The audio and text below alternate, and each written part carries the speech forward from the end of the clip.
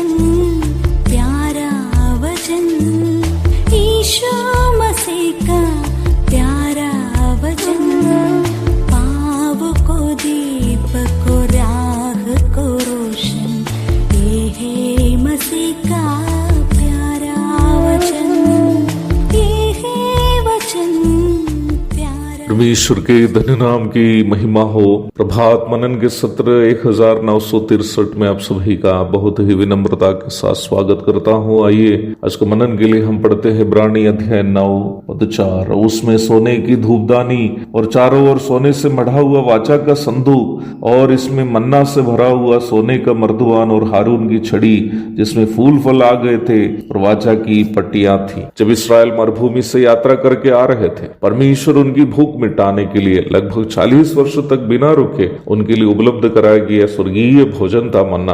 मन्ना धनिया के समान श्वेत था और उसका स्वाद मधु के बने हुए पुए का सा था। निर्गमन 16 की 31। मूसा के आदेशानुसार हारून मन्ना से एक हिस्सा लेकर एक बर्तन में पीढ़ी दर पीढ़ी इसकी याद करने के लिए उसे उठाकर रख दिया था। परमेश्वर ने जैसे मूसा को आज्ञा दी थी और मूसा ने जैसे हारून से कहा था, वैसे ही महायाजक हारून मन्ना को एक बर्तन में लेकर संदूक के आगे धर दिया था। निर्गमन 16 की 33 और 34। यह ध्यान देने की एक बात यह है कि परमेश्वर इस्राएलियों के आत्मिक बढ़ोतरी के लिए उन्हें न्याय व्यवस्था देने के पूर्व ही उनके शारीरिक सेहत के लिए मन्ना दे दिया था। भूखे और नंगे को, अशरण और अनाथ को और जरूरतमंदों को उसकी जरूरतों के अनुसार प्रबंध करना पुराना नियम में भी सख्त रूप में दी गई एक आदेश के रूप में आप देख सकते हैं। वचन से ज्ञान देने के साथ साथ भोजन और वस्त्र देने की अनिवार्यता न केवल प्रभु यीशु मसीह अपने जीवन काल में चेलों को सिखाया था, बल्कि उनके सामने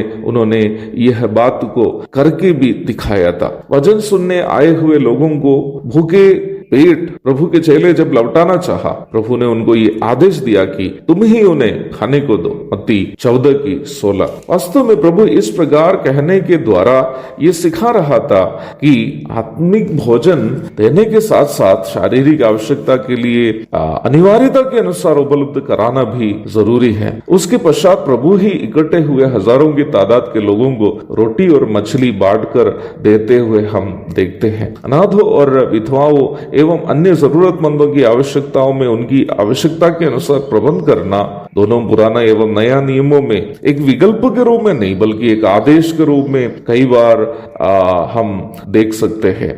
इस वक्त मुझे ये कहने में शर्मिंदा महसूस होता है प्यारो कि प्रभु की अगुवाई के अनुसार अनाथ बच्चों की देखरेख के लिए मैं और जास्मिन एक भवन जब खोल दिया था, उसका विरोध किए हुए लोग और आज भी झूठी बातें फैलाकर हमारा बदनाम करने वाले लोग साधारण विश्वासी लोग नहीं है, बल्कि तथाकथित सुसमाचार प्रचारक लोग ही है। मलयालम भाषा में एक कहावत है, कुत्ता न घास खाता है न गाय को खाने देता है। ये लोग इस प्रकार के स्वभाव के लोग हैं, खुद ना ही कुछ करता है न ही करने वालों को करने देता है। नया नियम की ओर आते समय वचन बहुत ही स्पष्ट रूप में हमें सिखाता है कि मन्ना हमारे प्रभु यीशु मसीह का प्रतीक है। हमारे प्रभु यीशु मसीह ने कहा, जीवन की रोटी जो स्वर्ग से उतरी मैं हूँ, यदि कोई इस रोटी में से खाए तो सर्वदा जीवित रहेगा। यूहन्ना अध्याय 6 51 और 52। परंतु जब लोगों ने समझा कि प्रभु के मांस और लहू को खाना पड़ेगा, तो प्रभु ने यह भी स्पष्ट किया कि जीवन देने वाली वस्तु शरीर नहीं बल्कि आत्मा है,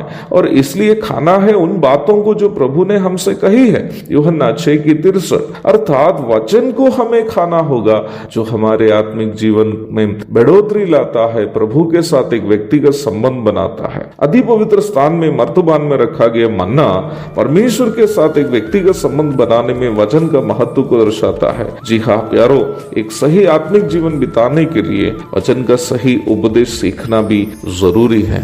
आज का मनन आप सबको उसके लिए प्रेरित करने की उम्मीद के साथ प्रभात मनन का आज का सत्र यह समाप्त करता हूँ। प्रभु आप सबको आशीष दे। आमीन।